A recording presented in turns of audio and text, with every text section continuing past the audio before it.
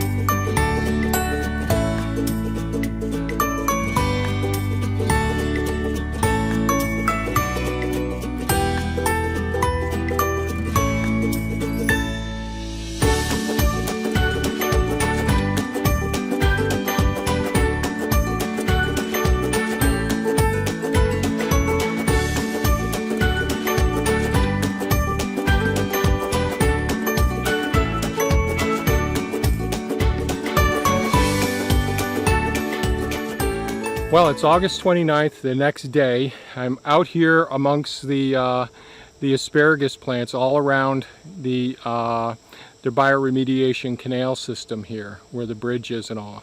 So yesterday we started hauling, me digging all of the lamb's quarter, pokeweed, creeping Charlie, quackgrass, all of those plants out of the compost and wood chips that surround the asparagus plants. It actually got so big and thick that it completely covered up the asparagus plants. You couldn't see them anymore. And the quackgrass, I mean some of the grasses were going to seed, but certainly the lamb's quarter was going to seed as well. So I decided to come over here, and you'll see, I also have another camera hooked up down here so you can pan around. You'll see that the asparagus plants are all standing up. Now typically this time of year, none of them would be standing up. They'd all be laying over. Since the winds come out of the west, they'd be laying over into the bioremediation canal, and which is to the east. And so this year we decided to use a T-post to help support them as after we did all our harvesting and let the plants grow up, produce seed, and also send more energy to the root crowns so that they can be bigger and stronger next year as well. So we tied them up, hoping to get as much of the berries or the seed from them as possible. There aren't as many berries there as there usually are. Each year there's usually tons of them with lots and lots of seed. Could be because of the drought, and it could be because all of the plants were really decreasing the airflow and decreasing the sun exposure to them as well. So, or a combination of all three. I just don't know.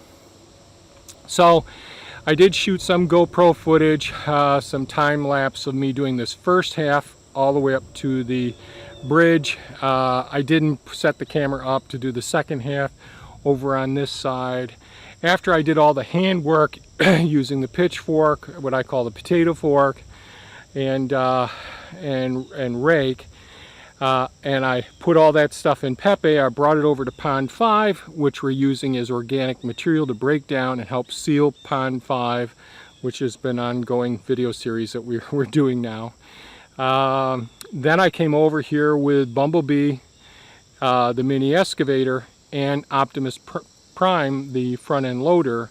Brought them over here. I used Bumblebee with the grading bucket, which doesn't have the teeth on it, and I scraped back a couple of feet from where the compost was being laid next and tried to reduce some of the invasiveness of some of the creeping Charlie, the quackgrass, those sorts of plants. Scraping it back and then using most of that to put in the front end loader, Optimus Prime, bring over to Pond 5 as well to create more soil over there and hopefully seal all of that gravel base. I didn't get all of the material out of here because I got so exhausted last night, and this morning I just said I'll come over here, throw some in the front end loader. We did that and brought that last load over a little while ago.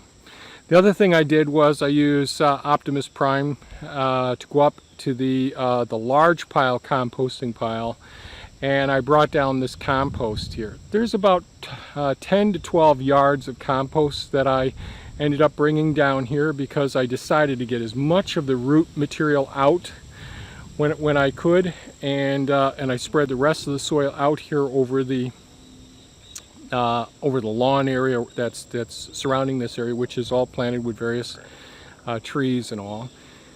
But I put about a foot deep of the compost material around here, and so the next thing that we'll do is if more berries start showing up or whatever, we'll end up laying all of these asparagus plants down sideways on top of the compost, and then put either a little bit more compost on top of it or wood chips on top of it as well. If we're able to get some more cardboard and paper products, and it's sort of a challenge because right now I need a whole bunch for the pond sealing since the water level's so low. But what I'd like to do is put paper products down and sheet mulch right in front of this compost layer for the asparagus here. and put wood chips right on top of it. So I'll shoot some video footage of it if everything works out okay, showing just how I do that as well in the future. And I think that wraps it up for today's video on, removing the weeds, using all those weeds to seal the pond, trying to nutrify the soil for the asparagus, trying to decrease the competitiveness of all the other competing plants that were absorbing those nutrients, and that's about it. So if you found this video of value, please give it a thumbs up. Hopefully if it's gave you some information, hopefully some inspiration of things that you can do as well. And feel free to ask questions or leave comments below. Thanks so much for watching, folks, and have a fantastic day. Bye-bye now.